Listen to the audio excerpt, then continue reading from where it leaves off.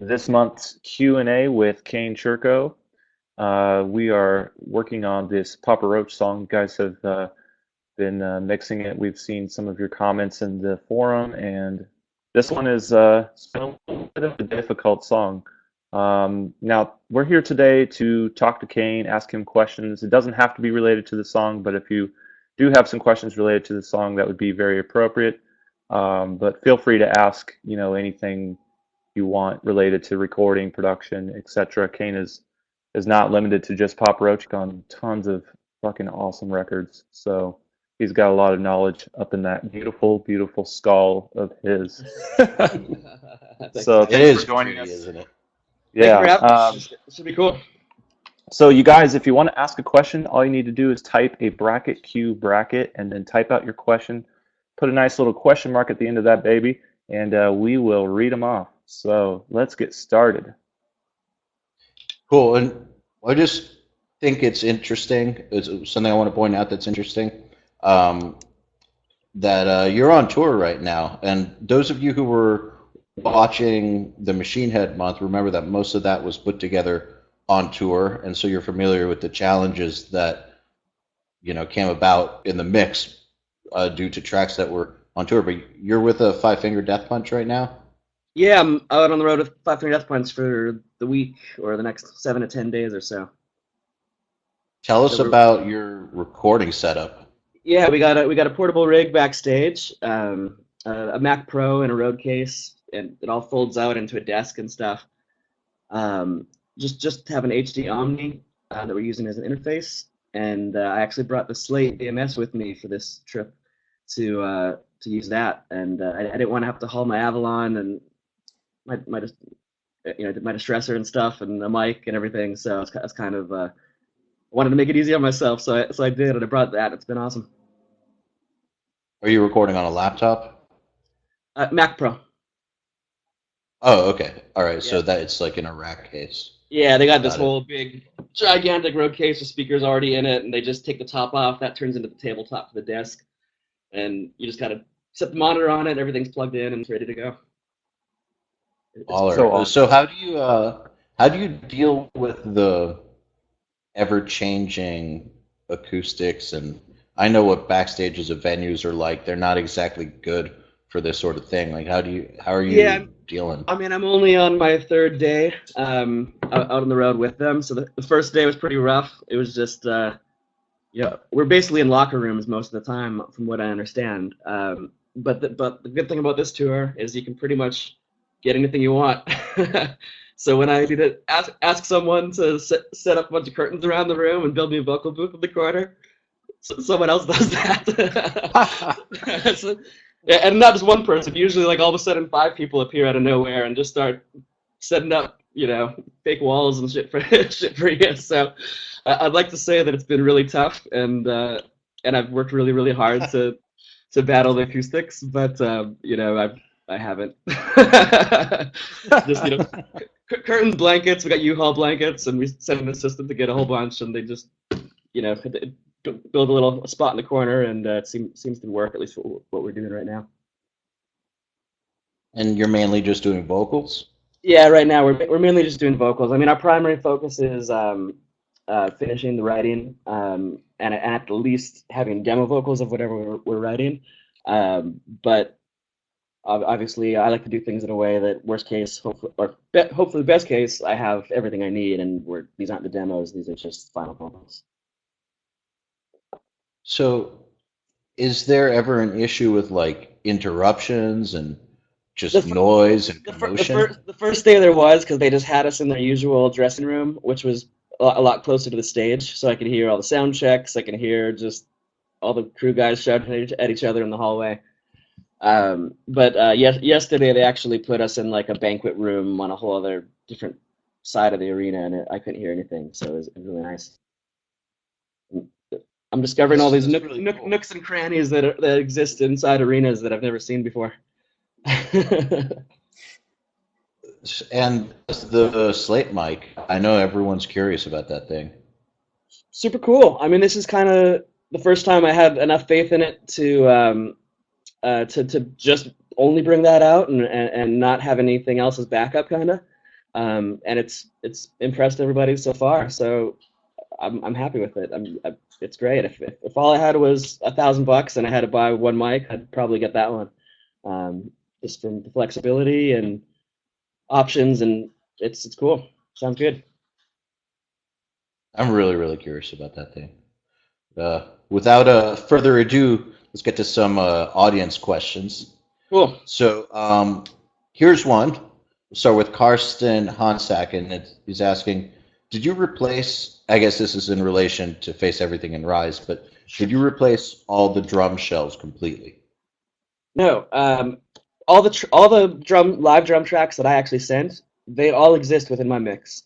Um, I didn't mute anything or replace anything completely. I supplemented my samples with them, and I blended kick, snare, toms. I think I honestly can't remember if I used toms. I can't if I used just the live toms or if I used samples as well in that. But um, yeah, and I mean I still mixed the live drums completely with it, so you are hearing a hybrid on the final mix. It's not a Frankenstein or anything like that. It's all the live drums with samples. So another one from Kirsten is Karsten, and how do you manage the track so that you're not overwhelmed by all this stuff? Oh man, and that session's like probably one of my like slimmest sessions. But I actually felt bad when I was bouncing it because I was like, man, this one's like kind of one of my easier sessions as far as like not that much stuff. It's just practice. I think one thing I think some of the biggest mix skills I've learned and things like session organization and stuff have all come from mix prepping sessions from my dad. Um, when I was just his mix prep guy, basically at a point. Because when I did that, I had to develop my own checklist. I literally have a checklist that I don't have to look at anymore because I know it by heart. But if I ever need to, if I have an assistant doing stuff for me, I have a literal step checklist of how I set up my mix before I even do any mixing. Um, so it has everything from what order everything goes in, what I want my markers to be on the keyboard, so I can just type in the numbers on the number pad and jump to any point in the song and any element of the mix. So I'm using show hides a lot. That's kind of crucial, and groups a lot, and markers a lot, and not just using markers as a visual reference on the screen, but actually using my markers. And I know if I want to jump to the second chorus in a song, I can type in my number combination of 50 dot and it will skip over to the second chorus in the song. I know if I want to see the drums, I can type 2 dot and it's going to show me just the drums. And um, if that makes sense, to you guys. Yeah, I think well, that I think this is something that's like really interesting because a lot of people will, they just want to start, right? They just go and so they load up the me tracks too. and they just go for it. Whereas like, us, like if you're comparing what you do to like an athlete or like a performance, there's all of this prep work and all of this build up to make your performance or Yes. your what you do as a skill to make it so much more efficient and so much more effective. And Yeah.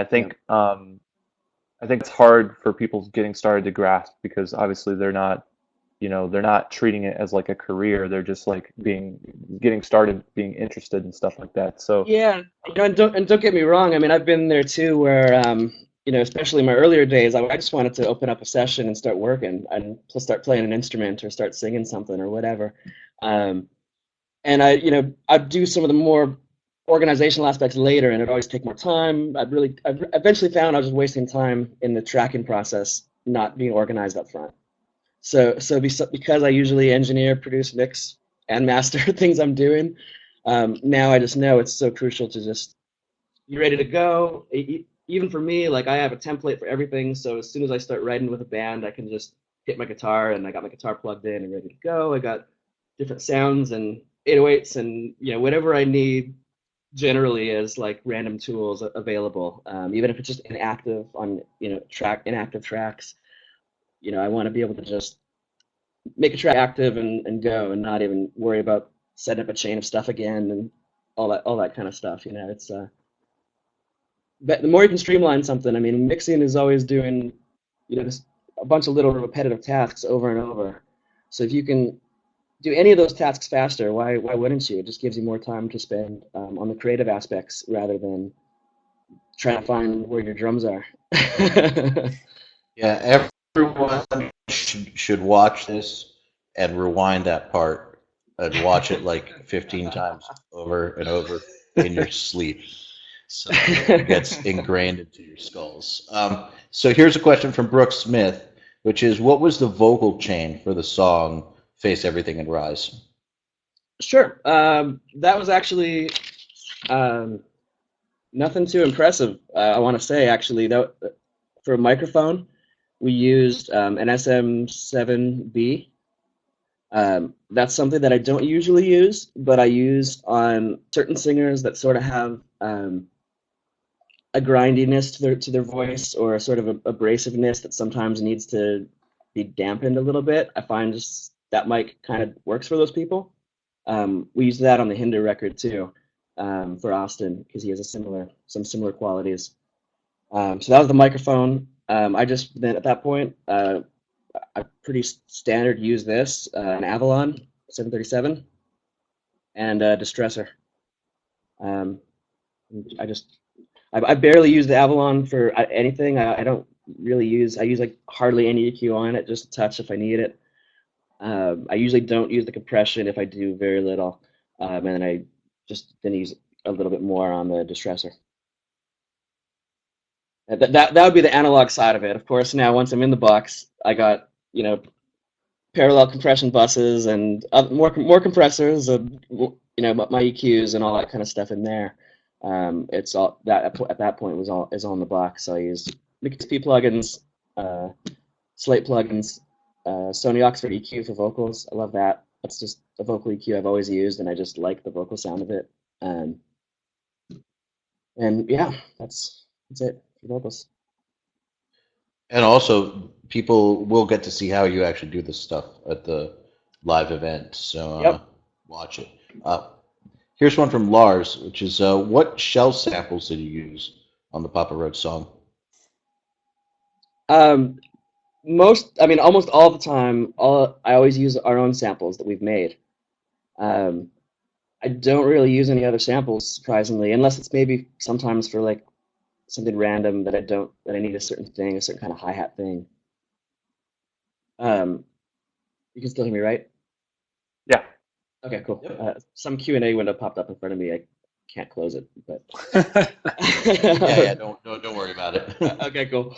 So yeah, we over I'll the years, interrupt over you the for last 1 second. decade, we've just made our own sample. Yeah, sure. I'm just gonna say, hey guys, that Q&A window that popped up that he was talking about, that means that you guys have the opportunity to ask a voice question.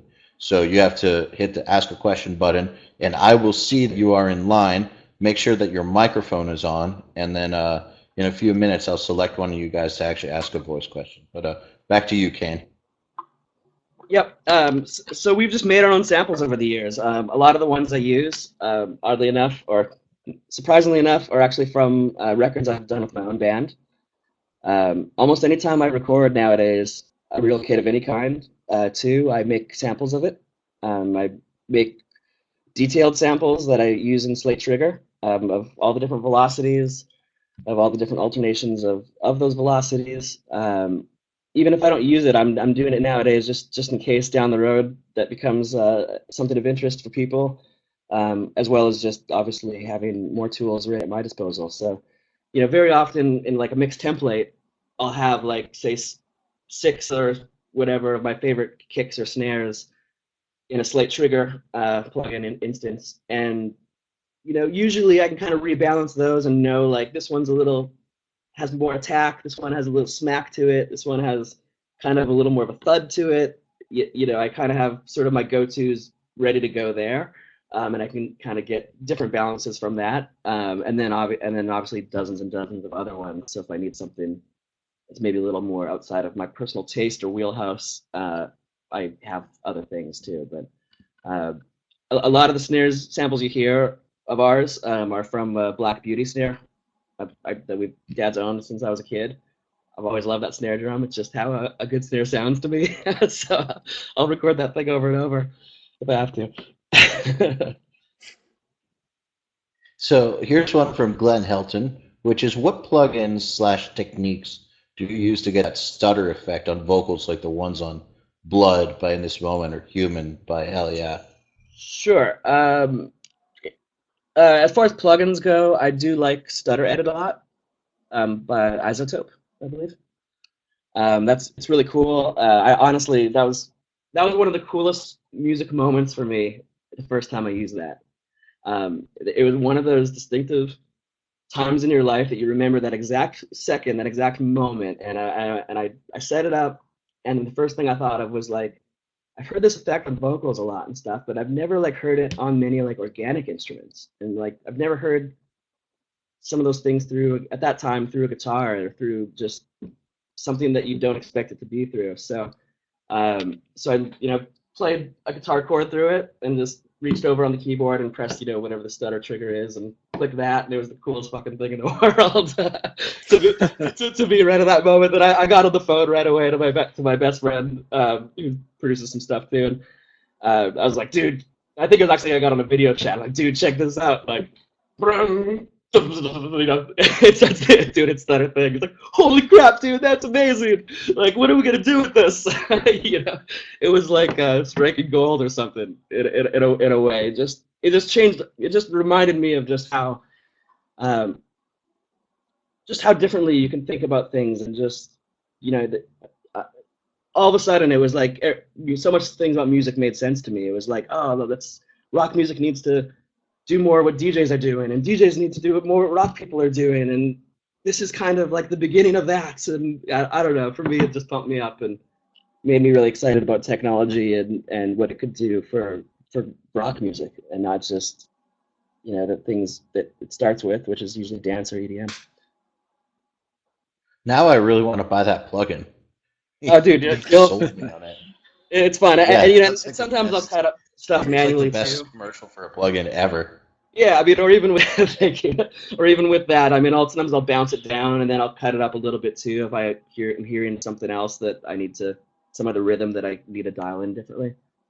But and I'll do cool things with that where and I'll probably show this in the mix mix webinar. But nowadays that's part of my template, and I'll even usually put one on uh, a vocal bus where all my vocals go through at the end, and I'll put one on my music master bus where all my music tracks, except for drums and percussion and vocals, go through.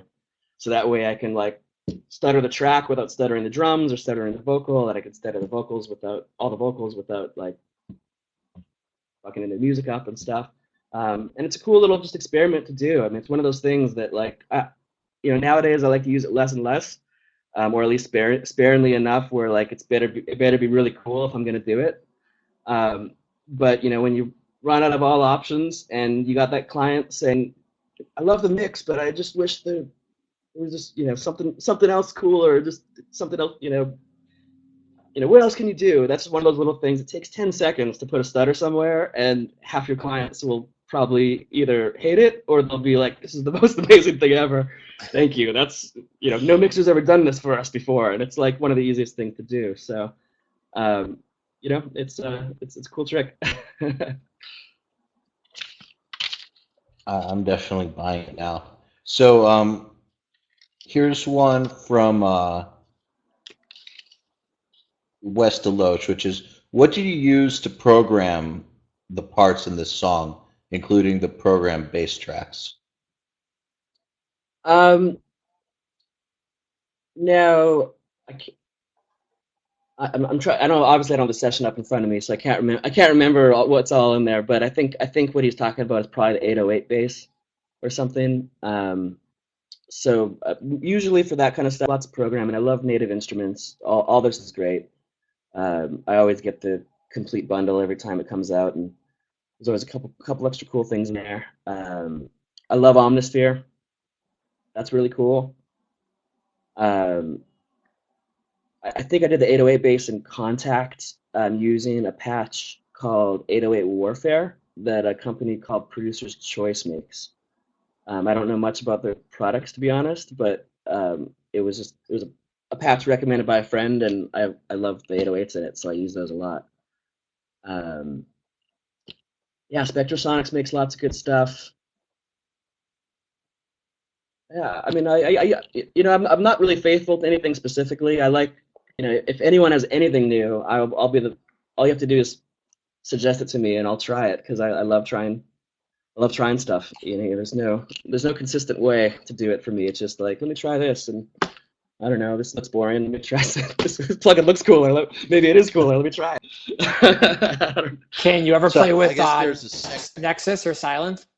I haven't, but I've heard lots of people tell me about Nexus, and I really want to check that out because people have been raving about that. I know. It's really great for plug and play. Silent is more of like a tweaking program, like Massive or whatever. But I've used a lot of those two programs on pretty much any time I've ever programmed anything. Yeah, I like it. They're easy and they make them great. I know they have tons of different packs too. Eh? Like I was checking it out, and they're like a billion things. I think their complete bundle or something like $5,000 or something like that. Wow. So there's a second part to his question, which is why did you decide to use a program bass along with the real bass, and how did you manage to make them work so well together? I really can't remember where the program bass appears, if it's all the way through the song or if it's only in certain sections. I'll just speak in general, where often lately I do like to do that, actually put an 808 sometimes even under a chorus, or just blend it with the bass if it doesn't get in the way. It can just make something sound a little thicker and warmer and fill a little sort of roundness space on the bottom. It can be hard to make work. It doesn't always work. It's kind of a trial by error sort of thing for me. I believe also actually in my actual mix, I even did a couple tricks where like I double up the real bass, I think in the chorus, and do like a really, really dirty tone through it to blend with the kind of cleaner real bass tone that goes throughout. I find those things also give them just more distinction and dynamic between the sections, and I like to do things that sometimes you don't notice are happening consciously, but you just know section all of a sudden feels like it's beefier or something like that. Yeah, I don't really have a great answer for that one. I don't think. Sorry, guys. The answer is perfectly fine. So Okay. Jonas Berkin is asking, hi Kane, I'm currently trying to mimic your snare sound for this month's mix. How did you manage to get such an amazing sound? We mentioned earlier it's a hybrid of the live drums and my sample. So I mean, unless you can find my sample, you might not be able to get it exactly. But if you find a friend with a Black Beauty snare, and you might get pretty well, then you can probably make your own sample, and it won't sound that much different. One thing we do often with our snare drum for our personal taste is we'll tune it super low, super low. We'll tune it so low it's at risk of breaking when you hit it. And Wow. some drummers hate that, but as a mixer, I love it. Yeah. What do you do? Like, what's your reasoning for tuning it that low on the snare? Just personal taste. Me and Dad both generally like lower, deeper snares. I've never liked high, cracky snares or the kind of pop punk snares. I've always just never liked it. I've never liked those kind of thin metal snares. That you hear a lot of things and stuff. It's just I like that Def Leppard snare, and There you go. that's kind of just it. No matter what, you could probably give me any drum and I'll end up tuning it almost like the same thing, just because I know what I like. I know what I like, and I just keep going for that. So here's one from Brooke Smith, which is, what was the guitar chain for Fear that you ended up going with? For Fear, we used Kemper. So I actually used two different Nice. sounds. Obviously, the guitars, as some of you will know, are quad track, so I do 2 stereo pairs.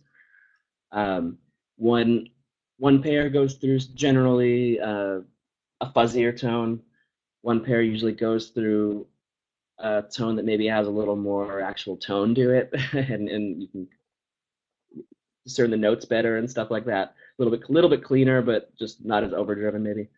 Um, and I like to do that a lot, just so I can kind of find the balance that I like and have flexibility to, like, if I want to make it a little nastier, I just got to bring this pair up. If I want to make it, one way or the other, I kind of have an ongoing options, and even section to section of the song, I'll change that balance, and maybe even affect the guitars differently sometimes in a verse. Like, I think Fear, I did some different kind of filtering and stuff, and might have used the Manny distortion plugin, I think, even on the verses and stuff, which I think is really, really cool distortion plugin for like instruments, because it doesn't cut all the low end out and stuff. So it's cool.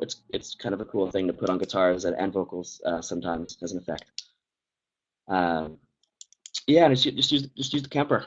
Just some tones that we had modeled previously. Again, it's kind of similar thing. I usually don't use anything stock. It's always, like, even with the Kemper, it's stuff we've set up before and actually profiled ourselves.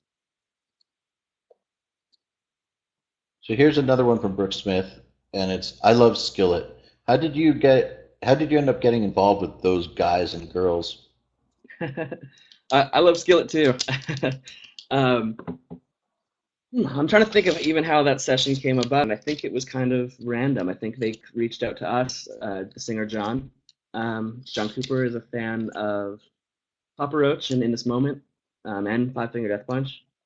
And I think he personally reached out to either us or our management, and just wanted to set up a writing session. Obviously, we knew who they were, and we were all down. So just for the first song we did, John flew out, or actually both songs we did, just John flew out to do the writing with me and Dad, and then eventually the other peeps flew out to do some of the recording. Great. Well, here's one from Ivan Cortez, which is, do you tend to mix an album in one session, or do you do a session per song? Sorry, what does that mean? A session? He was wondering if you put all your songs into one DAW session and just like all 8 or 10 songs in one session. No, yeah, unless I'm mixing a live album or something. Only if I'm mixing a live album would I have it all in one session. If it's an album, I'm in individual sessions. I mean, it's not like, the way I work, it's such a slow snail's pace, where it's not like we're cutting the whole band in a day and have music beds or anything all at once. I'm recording one guy at a time, a few bars at a time, all the way through the process, and usually doing drums last, and that kind of stuff. So I just work with individual sessions, and yeah, it works for me. Another smart dude does drums last. I feel like I was just saying that because I feel like we need to start this movement, because Joey and I have been talking about this since the beginning of the podcast, even. I actually read your guys' article. Not that many people do it. Oh, yeah, okay, there you go. I'm amazed why. I mean, right? Yeah. I mean, I can't imagine why someone wouldn't want to do drums last after doing it enough times, for many reasons. The biggest one being flexibility. Again, coming from the point of view of someone that usually co-writes, engineers, produces, mixes, and masters, Um, I need, usually the first day when I start, we don't even have a song. So, we might have a riff, we might have a couple riffs, we might just have a vocal melody, or we might have nothing. So because of that, I don't know where I want the drum fills on day one. I won't even know where I want them on day three. I don't know where I want them until I have a vocal recorded and until I've done any extra kind of lead in between programming parts and things that are important, and background vocals especially, because those always, half the time I fill holes with background vocals more than I do with drum fills. And usually at the very, very end, that's when you do drums, and that's when the drums, to me, glue the rest of everything together, and that's where any missing part by then can be almost fixed with the drums for me, because I've already filled every holes, and surprisingly, usually there aren't that many holes by that point. I think sometimes drums seem like a really scary process feel like a really scary process for me, because it's so like real and committed once you start doing it. And I kind of get more peace of mind when we got to do it at the end, and I know, okay, all he has to do is play this part, this part, this part, and I feel here, here, and here, easy. It's not like this overwhelming amount of drum notes. And randomness. It's a little more kind of calculated again. You kind of already know what you're gonna do, and you can kind of go make a list and go in and knock out the list and actually be able to successfully cross everything off the list. So here's one from Paul McElrath. Sorry if I mispronounced that, Paul.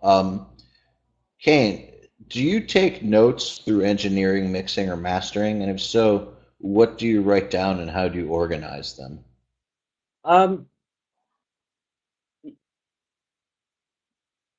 If it's anything really important, I'm gonna write it in the comments in the session itself. Like if I got to write down what tone I used on the Kemper or something like that, and in case I need to, remember it later, or if I need to put a note about something regarding the placement of a mic or something, anything that was like maybe weird or out of the ordinary, I'll do it in the session itself. Oftentimes I'll have some sort of text document that I'll keep in like Dropbox or something, maybe in a shared folder with the band even, where we'd share like mixes and demos and stuff, with notes that we can both put stuff in there if we need to.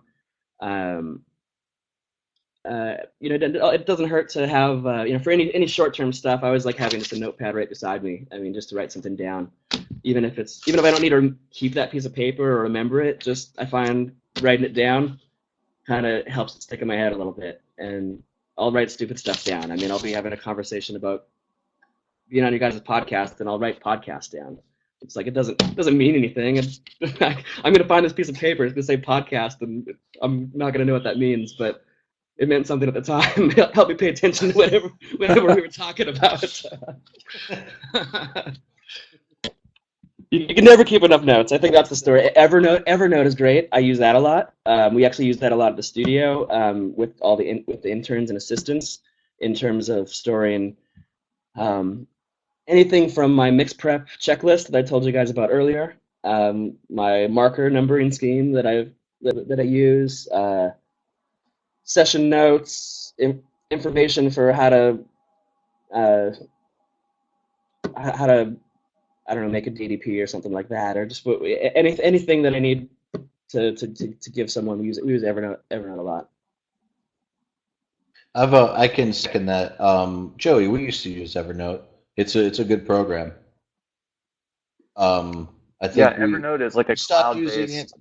Yeah, there's tons of different options that are similar now, but I still use that a lot. Well, we stopped for reasons that had nothing to do with Evernote. Like for the reasons that you're using it, it's fantastic. Yeah, I pretty much, aside from even mixes and stuff, I use it almost for my memory, to be honest, because it's the thing I love about it most is even if I am writing something down on a piece of paper or napkin or whatever, I can just take a picture of it and it can read what I wrote, so I don't even have to store it or file it. I just know I can search it later when I need to find it. And to me, that's kind of the most crucial part of taking notes is I want to be able to take them really quickly, and not worry about them, and not worry about finding them, not worry about anything. So that's a program like that's good for that reason, for sure. So it does the text recognition thing? Yeah, it might be only like a subscription service, or part of their subscription one instead of the free account. I'm not sure, but yeah, no, it's killer. So I put every contract I sign, everything is in there, because that way when I'm on a plane and I need to pull something up, if it's important, it's in my Evernote. Good call. Yep. Here's one from Ivan Cortez, which is, how often do you take breaks when mixing?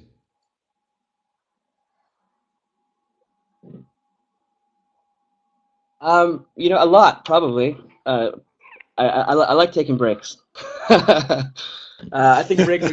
I think breaks are good. That's actually a question I get asked a lot. Is when you engineer, produce, mix, co-write, master, etc., how do you stay objective? The whole time, and the answer is breaks. um, whatever's your thing. If you got to take a break to go make a coffee, if you got to go smoke a cigarette, whatever, whatever your thing is, if you're just going outside to get some fresh air, make a phone call, just walking around the building can change your state enough to kind of like reframe how you think.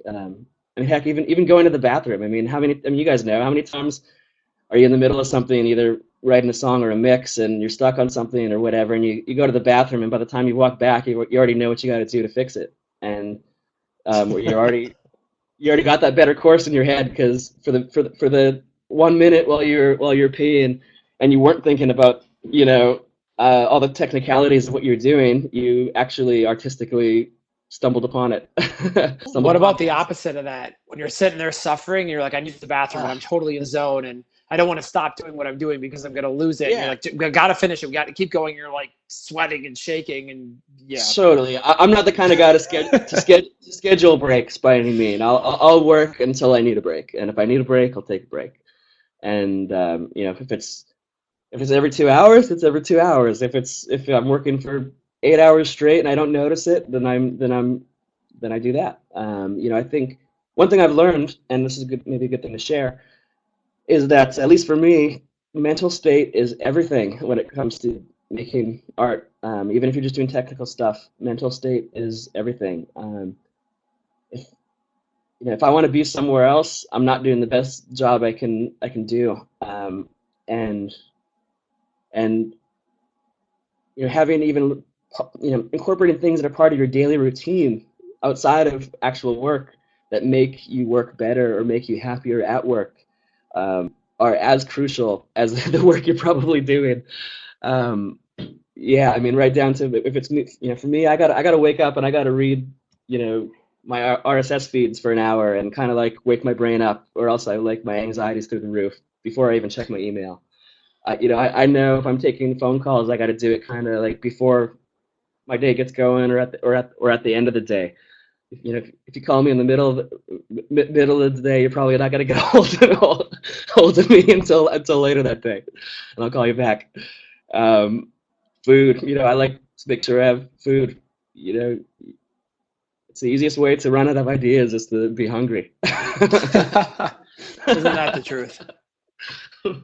And it does seem like such obvious, simple things, but when when I was younger, it was a lot easier. I mean, you're maybe more just not ambitious, but just excited, I guess. And now I've done it enough. Maybe I'm not as fueled by the excitement of it, and I'm more like fueled by how do I do the best job I can, and how do I make this song different than the last, and how do I one up myself, and how do I make anything I do in 2017 sound better than things I did in 2016. And it's you just gotta kind of drive yourself and find out what works for you to do that. So speaking of mental state, what do you do when you're just not there mentally? Do you have like a routine to get yourself in the mode? I find, aside obviously from what we just said and taking a break, I find I like to have multiple projects going on at once. Not the same time. Like, I don't want to be recording 3 bands at the same time, but I don't like to be mixing just one kind of thing. I find if I have like an alternative band I have to mix a song for, and a heavy metal band I got to mix a song for, and a hip hop guy I got to mix a song for. Um, then if I get burnt out on something, I can switch to something else for like even half an hour or whatever, and it kind of like tricks my mind into going to a different space for a minute, and I'll find then okay I can maybe open that other thing back up later in the day, or obviously depending on deadlines and when it's due. But if I have kind of enough leadway and I'm sort of managing my schedule the way I want to manage it, then I have a few things in my queue at once that I'm maybe simultaneously working on. Not too many, because otherwise you can get swamped and fall, drown in everything. But even the fact that I do a lot of different things. Some bands I just do co-writing sessions with. Some bands I just mix. Then some bands I do the full meal deal, and I do it all with them. So I find writing is a very different headspace than mixing. I can mix almost all day long every single day. To be honest, I find mixing is for me one of the easiest things at this point. It's and really fun too. It's kind of like in real time. I get to bring something to life and like within a few hours, like do some really dramatic shit. Whereas like writing is like you can work all day on just like a verse, and just changing some phonetic words around, and then still not be happy or still not know if it's right, kind of. So I don't know, just jumping between those things, it kind of just it keeps me going, keeps me interested, keeps me from not getting burnt out. I think in a way it's like a game. It's just like playing different little games, and mixing's a different game than writing, and a different game than recording. Makes sense. Here's one from Luis Flores. Luis Flores. Did you use any moon gel on the snare? I believe we did. That's pretty common for us to do that, and I think we did for that. Yeah, love it. Here's one from Ivan Cortez.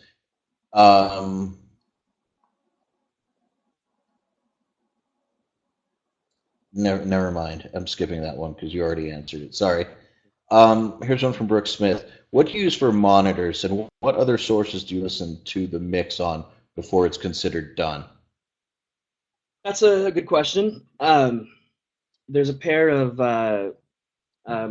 Meyer HD1s that we've had since I first started using Pro Tools when I was 14, 16, 17 years ago.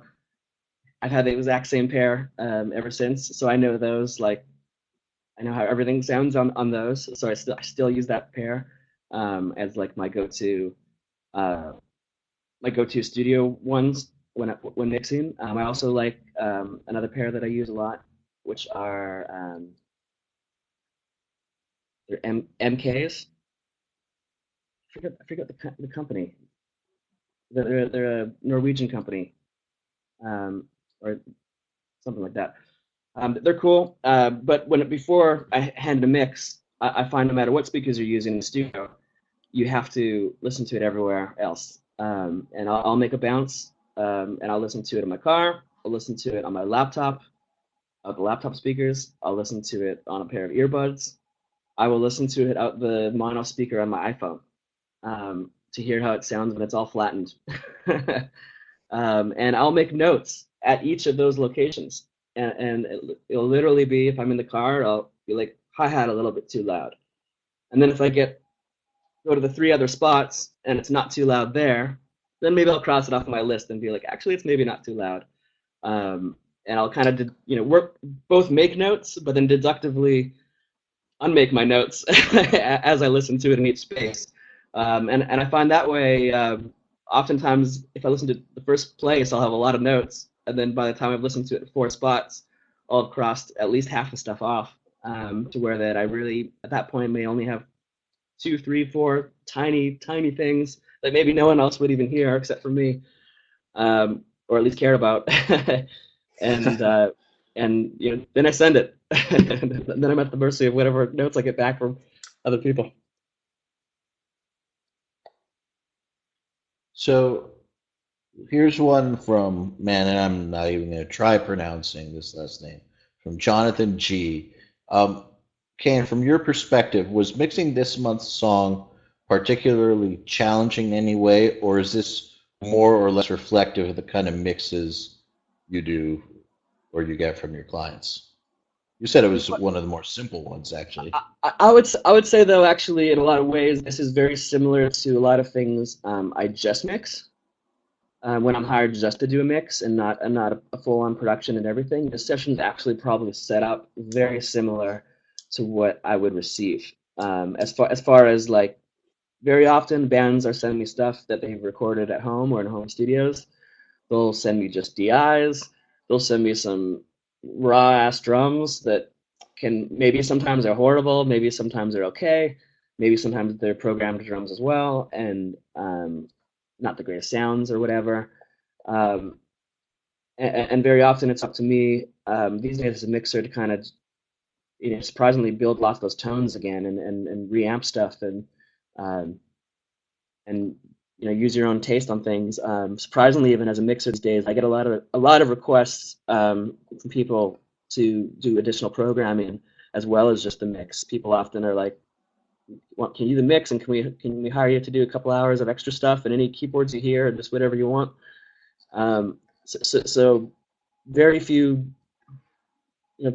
increasingly very few mixes I do are just mixes. I mean, you, some mixers probably freak out over this, but there's a lot of times where I'm just straight up adding shit. I'm singing background vocals in a mix that no one's asked me to sing background vocals on. But I know, hey, if I do it and I send them a mix with no background vocals and a version with background vocals, and they have the option, then they get it and they're like, holy crap, this is amazing. How can we get you to do more mixes? How can we hire you to produce our next record? We should have just got you to do it in the first place instead of sending you this crappy recording that we did ourselves. And I think, anytime you have a chance to work with someone new, it's an opportunity to show your best self and to show what you can really do. And anytime you give someone more value than what they're paying for, you have a very happy client. That was one of the things that I thought was really cool about this song. Was I opened up the session the other day and I'm like, holy shit, I can't believe how many of these vocals are Kane's. You've sung more than Jacob. Yeah, I mean, I a lot of people don't even realize that aspect of it, but I mean, most records Dad does. He sings background vocals too, or me. Um, and it's funnier when you're actually out on tour and you hear the backing tracks for some bands, and all I hear is my dad singing. But if there's any like super heavy tracks or something, but yeah, no, I mean, that's kind of I think that goes back to sort of the Mutt Lange influence and inspiration upon Dad and myself, as from a production angle. I mean, he sang lots of those Def Leppard vocals and backgrounds and stuff, and I've done it enough times. I kind of know how to do it quickly. It's really kind of easy, and it's way easier than usually having to guide a singer that doesn't know how to sing their own harmonies to making harmonies. Even if they are going to sing their own harmonies, I'll still sing them first as a guide, so I can solo them in their headphones, and they can just sing along to it. And it's a lot easier for maybe singers that aren't as experienced with writing harmonies or quickly just doing harmonies. I mean, some are amazing. Like I worked with Aaron from Gemini Syndrome recently on their record. That guy's like, I learned so much from harmonies working with him. As much as I already thought I knew, like, he's the guy that can just go in there and I could be like, sing the third, sing the fifth, sing the seventh, sing the ninth, and he'll just do it. And he'll do 4 perfect takes back to back, and it's like, it's so fun. It's so fun to work with someone like that can like just make your imagination come to life. An actual singer. Yeah, exactly. When I do background vocals, it's more just a brutal process of, one never sounds good, and once all of a sudden you got 16, it sounds pretty good.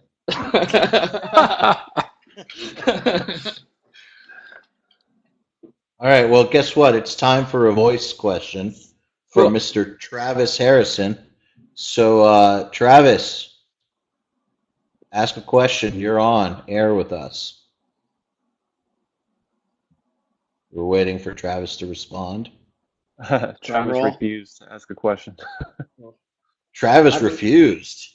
Oh, I- I've been, bro, we feel I've been slighted. contemplating if I should open my $3 Burn. bottle of hotel water or not, and I think I'm gonna have to. I've been trying not to for the last several hours, but now I need it. They won't get mad if they do. Hey, Travis. Travis, you're welcome to ask again. Try again. You hit the wrong button. Travis, we're going to give you one more shot to do Sean this. says that he Don't stop. Sean says he loved him like a brother. I know. We all did. All right, well, Travis, while you're working that out, we're going to ask another question in the meantime. But you have one more try on this. Here's one. I like the guy that Uh, said, "Who is your daddy and what does he do?" so this one's from Josh Hissam, which is, Kane, do you ever mix on headphones? And if so, what are your go-tos? I usually reference on headphones. I don't. There's a lot of years where I did mix on headphones. I think if you don't have a good sounding room, then you should mix on headphones. I'm more under the belief that the pair of headphones matters less than how well you know that pair of headphones. Um, if that's always why I even say Wise use. words. That's even why I always say use reference mixes and use a lot of them. Where you can, I like to set it up so I can just click one button to flip back and forth between my mix and the mixes I'm referencing. And that's a good way that even if you're in a bad environment, if you know you flipped the other thing and you know all those reference mixes really well, then you'll kind of be able to discern, what's maybe just a bad sound in a room and maybe what's something you need to change about the mix. Okay, here's one from Josh Holland. Once a song is finished, do you just keep the tracking session, the mix session, or none of it? And if you do keep some, what medium do you archive on for storage? These are the things I have nightmares about. Because do any of us ever Not really just know you. if we're doing it right with technology always changing and stuff and formats changing so fast and just us not even really knowing how long fucking hard drives are gonna work for and um yeah, as far as what I save, I try to save everything. I save everything along the way. Every single day while I'm working, I do a save as of my session, and I name it that day's dates, and maybe put my initials or something in there if there's different people working on the sessions with me, so I can kind of that way if you have an assistant or something, you know who to pass the blame to because it has their initials on it instead of yours. um, Sorry, guys. And shit, what was the question? What was the actual question? Archiving. Archiving, yeah, okay. It was how you archive. Yeah, so I'll save everything. I'll have and by the time I mix, I still have a pretty elaborate session. I usually don't print much stuff down until I'm done if I have to print things down. So in the end, once I'm finished mixing, then I'll do like a version of the session where everything's kind of printed down and committed. So that way I can open the session without plugins anywhere, make live stems from it if you need to, do instrumentals or whatever that sometimes clients ask for after the fact, and I will save it on as many hard drives as I can.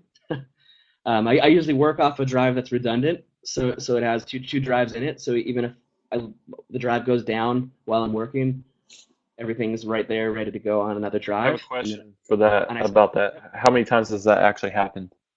Never. Actually, no, wrong. Well, never to me, but once to I think Dad in our studio, and thankfully all the data was on the other drive. So instead of having to do any crazy restores, we just had to take the drive apart and pop the other one into a thing, and you're good to go again. And I'll back up throughout the day with another drive. Often me and Dad, in our studio we have 4 studios, and we have one of those redundant drives in every room. So I'll sync with wherever I have a copy of or copies of the session, whatever rooms I've been working in. I'll sync with all those rooms all the time. so that way the sessions are everywhere there. Aside from that, I mean, we have a server in the studio that I have it on. We have drives that I'll store offsite. Often I will just use like little portable guys and make my own copies for home, in case there's ever a fire or something at the studio, God forbid. Yeah, I mean, you can't make enough backups. I mean, I've done DVD copies before of things too, and just like it's a scary thought losing something, and it's horrible when you do lose something. You ever try CrashPlan, online cloud backup? No. I mean, I would It's like imagine $5 a month, man. AL got me hooked on it. It's great.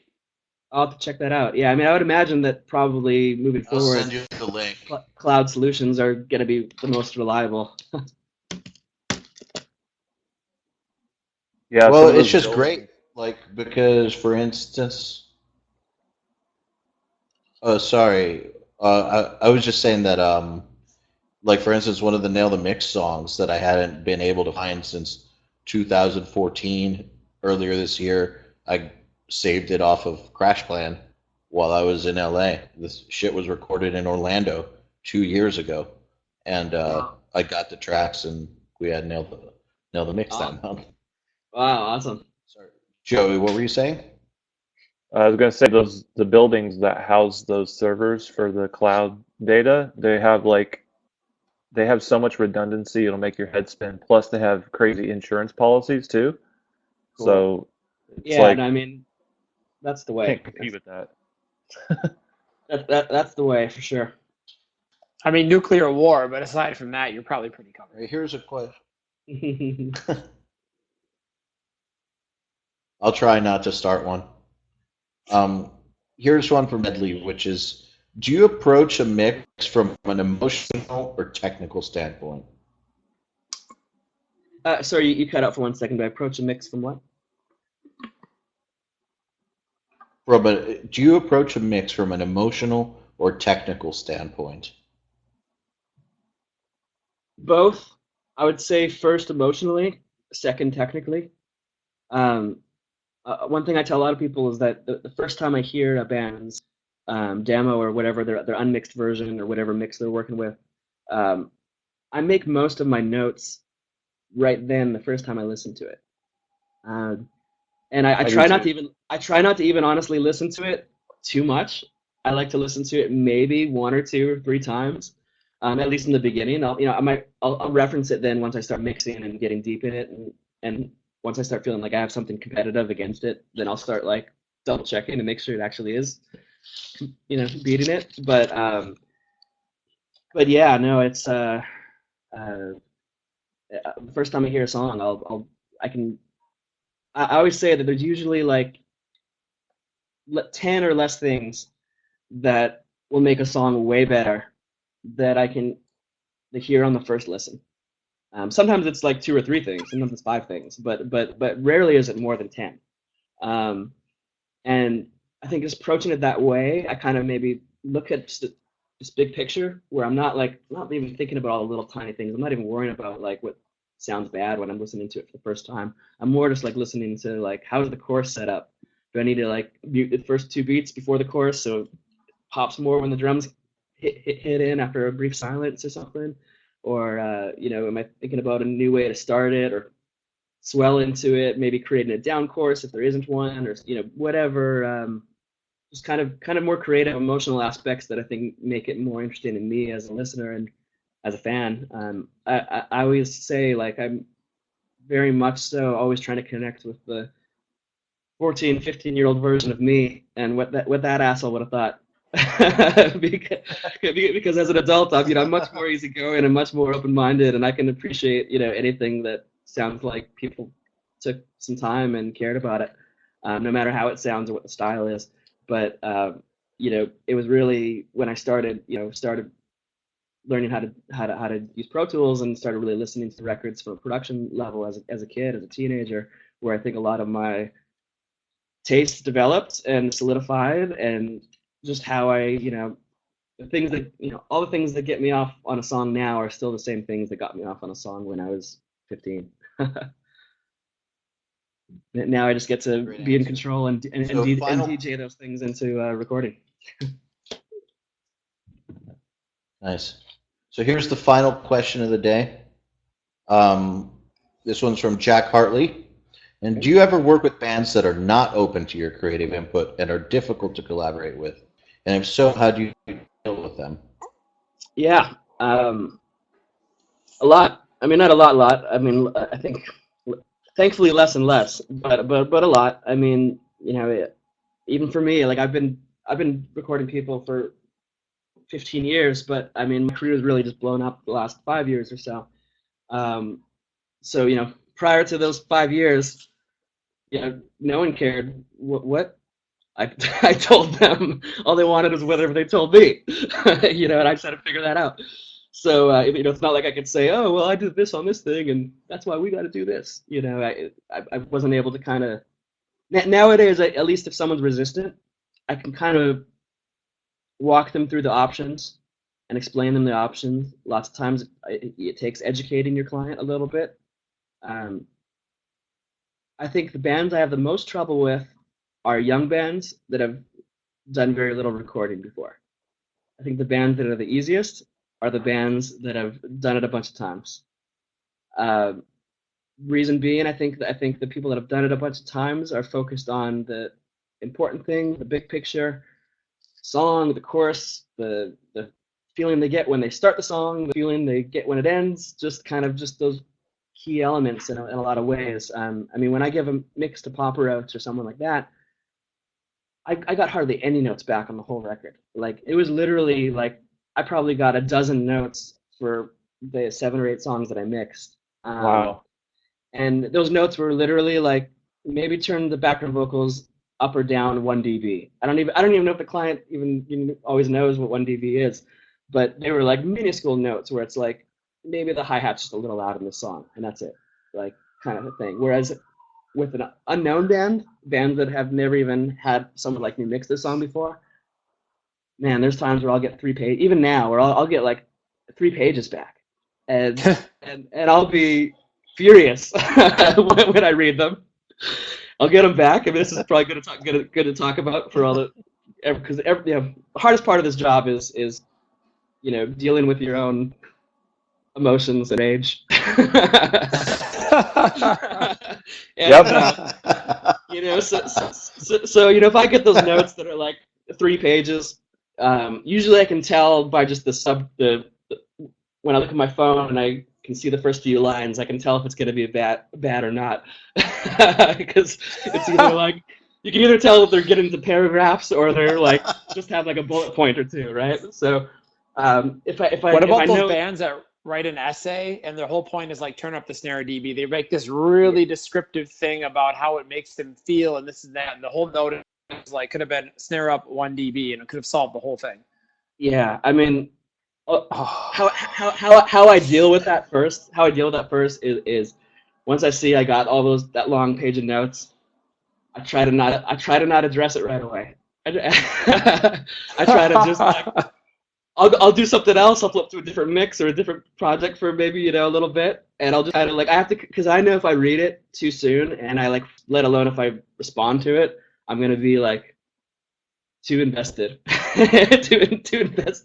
invested in my own hatred. so, I find me. I mean, I deal with a lot of. I would guess you'd call it email anxiety and stuff. And very often by the time I've actually like sat with those notes for a couple hours, and by the time I actually read them, then I read them and I'll be like, you know what? They're just taking a long. They're just writing an essay when they don't have to. And I realize maybe there's just 4 notes here, but it's 10 paragraphs, and you're like, why? But then you realize, oh, it's not that bad. This is easy. I can do this quick, and it's not a problem. Sometimes it is, and if there are times where I'll have some fundamental disagreements with what the notes are or with what certain notes are, especially if they're contrary to things I was asked to do or things I was told. Um, Oftentimes I will ask clients even for reference mixes of their own to give me if they like a particular guitar or drum sound or whatever, or even a recording on my own or mix of my own. Um, I'll work based upon that. So then if all of a sudden they tell me oh, I don't like the snare at all. It needs to be like way higher sounding. And I'll be like, what do you mean? You told me you love the snare from this song, and it almost sounds identical to that song. How, you know, and then sometimes if I say that, then honestly, most of the time I find the client is using their memory rather than their ears. Um, they're using their emotional rather than their technical side. So very often I will point things out to clients and I'll be like, well, of course we've all gotten this where you send a mix and no matter how fucking huge you make it, you get back, it's awesome. This mix sounds great. Just maybe you can make the drums crush a little more, and maybe the guitars could like really slam, and maybe like the whole mix can just like be more powerful, or whatever. And you're just like, what the fuck does I'm gonna that go jump mean? out the window. Right Yeah, in front of me. totally, 100%, 100%. And and that's usually those are the worst. Those make me feel the worst. But that's when I'll sometimes be like, "What do you mean?" And I always assume what people are saying isn't what they mean. You have to kind of find out what they mean rather than what they're saying. Um, and that there's a big difference between those two. Yeah, And one of our first episodes from the podcast was about being a producer, is about being a musical translator, basically trying totally, to figure out what the artist wants, uh, and like listening through their thoughts and their words and stuff. totally. And I always say, I mean, everyone has their own musical language, and you kind of got to. It's my job to kind of figure that out. I don't think it's uh, you know, oftentimes I look at sessions more often. How do I do whatever I have to do to make this process comfortable, to understand their language so I can speak it, to understand what they mean so I can give that to them. And even as offended as I am, or as much as I might disagree with something, I still kind of see it as my job to serve the client and have them be happy. And I know that even if I give them what I think is the best thing in the world, if they don't love it, they're not going to want to sing it every night. They're not going to want to sell it. And they're not going to want to work with me again. They're not going to want to recommend me. Whereas even if I'm slightly dissatisfied, but they're 1,000% satisfied, then they're going to hire me again. And maybe next time I get more freedom. Maybe next time I get more um, benefit of the doubt with something. It's really it's important to educate your clients, but at the same time, you can't be condescending, and you're really there to serve them. I mean, the best way to deal with clients you don't like is find more clients that you do like. So you're not stuck with clients that you don't like. And last few years for me, for sure. I mean, honestly, not even a few years since I started, I've been always gravitating towards working with people that I like, and I'll take less money to work with a band that I love working with any day to work with a band that I know I'm going to hate working with. um, Mental state's important, and when you got to spend 3 months in a room with someone, you got to learn how to get along with people, and that's honestly that's the most important thing. You can barely know anything right now at this stage in your career, and if you can get along with people really well, and if you're just an accountable, responsible person who knows how to Google something, then you can go really far. You can go really far in life. Well, there it is. Yeah, it's the truth though. Because honestly, even when it comes to choosing assistants and stuff, and studio assistants, we get lots of applications. Um, the ones that have worked out the best, almost every time, have been the least qualified up front, but just have the right attitude and the right personality, and are just the kind of person you can tell them to go do something, and even if they don't know how to do it, they're going to read the manual, they're going to Google it, they're going to figure it out, they're going to watch a YouTube video. And I don't care if I don't care if you know how to do every single thing in the world. I just want you to be committed to finding the right answer and be committed to finding the fastest, best, most efficient right answer. Well, we'll see how good they are when we come visit you here in a few weeks to do Nail the Sure. Mix. Ale requires foot rub while he's hosting, so.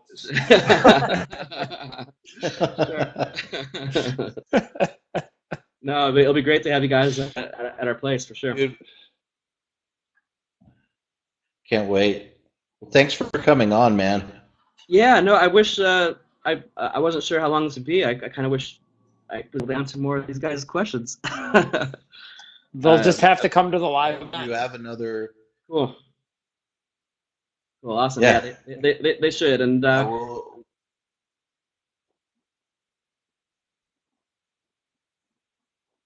sorry. I was just gonna say good luck on the rest of that tour. Yeah, thank you. I'm thankfully the first couple days have gone good, so I'm expecting the rest is going to be easy enough. Awesome. Well, we'll see you in Vegas in a few weeks, man. Cool. Yeah, for sure. I hope to see everyone else there, and hopefully people learn a couple things. And I think it's great what you guys are doing. This and Nail the Mix and your podcast and the software and stuff you guys are putting out. I mean, you guys are really doing a huge service to the community, and I'm sure all your users know it. And thank you. And I think it's really cool. I mean, especially to be a bunch of young guys and stuff, just so into it and stuff. It's cool. I mean, I'm used to being the youngest guy in the room a lot of the times and stuff, and it's really cool to see that there's peers out there and people that I identify with also doing this, and that we're kind of all coming up together at the same time. Thank you. Yeah, dude. Thanks a lot. Yeah. Also, for all you guys who attended today, thank you for joining us. Do not miss this live mix event on December 3rd. It is going to be probably the coolest Nail the Mix we've ever done. Thanks to Kane and his geniusness in this mix. So make sure you show up. I don't care if you have to quit your job or what. You better fucking be there. No small Divorce your time. wife. Yeah.